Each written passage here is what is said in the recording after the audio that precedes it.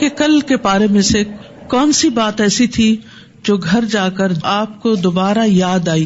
کیونکہ انسان پڑھتا تو بہت کچھ ہے لیکن سب کچھ یاد نہیں رہتا، تو کیا یاد رہا؟ جی ہاں، جب انسان اللہ اور اس کے رسول صلی اللہ علیہ وسلم کی نافرمانی کرتا ہے تو اللہ تعالیٰ بعض اوقات اس کو ایسے فتنے میں مبتلا کر دیتا ہے کہ جس سے وہ کسی ایسی چیز کی محبت میں گرفتار ہو جاتا ہے جو اس کے لیے وبال جان بن جاتی ہے۔ جی، خیر سے ہمیشہ خیر ہی نکلتی ہے، خیر سے شر نہیں نکلتا، اس لیے ہمیشہ خیر کے راستوں پر چلتے رہیں اور کبھی بھی مایوس نہ ہو، خواہ فوری نتیجہ نہ بھی نکلے۔ جی،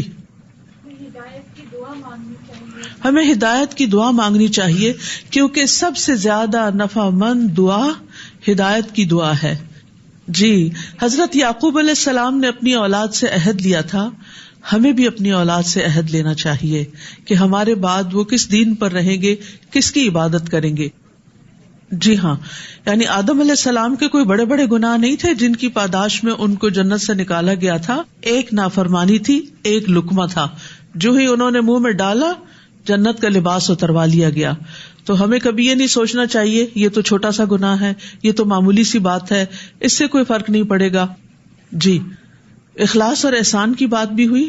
ایک اور دعا مسلسل مانگیے اس سارے عرصے میں جب آپ قرآن مجید کا مطالعہ کر رہے ہیں کہ اللہ تعالیٰ ہمیں اخلاص اور قبولیت سے نواز، آغاز میں اخلاص اور اینڈ میں قبولیت، کہ جو ہم کر رہے ہیں خالص تیرے لیے کر رہے ہیں، کرتے رہیں، اور جب ہم کر لیں تو پھر تو اسے قبول بھی فرما۔ جیسے ابراہیم علیہ السلام نے اخلاص کے ساتھ کام کا آغاز کیا اور اس کے ساتھ قبولیت کی دعا بھی مانگی۔ جی، یعنی پتھروں کی مثال سے جو بات کی گئی تھی کہ بعض پتھر پانی جذب کرتے رہتے ہیں اور اپنے اندر جمع کرتے رہتے ہیں، پھر ایک مخصوص وقت آتا ہے کہ وہ پھٹتے ہیں تو ان کی خیر نکلتی ہے۔ بظاہر یوں لگتا ہے کہ جیسے یہ بس ہارڈ راک ہے اور اس سے کوئی خیر نکلنے والی نہیں، تو انسان کو کبھی بھی مایوس نہیں ہونا چاہیے۔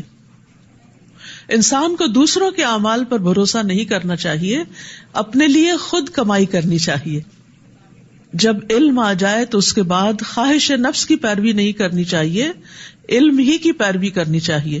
جزاکم اللہ خیرا، مجھے بے حد خوشی ہوئی کہ آپ نے کی پوائنٹس یاد رکھے۔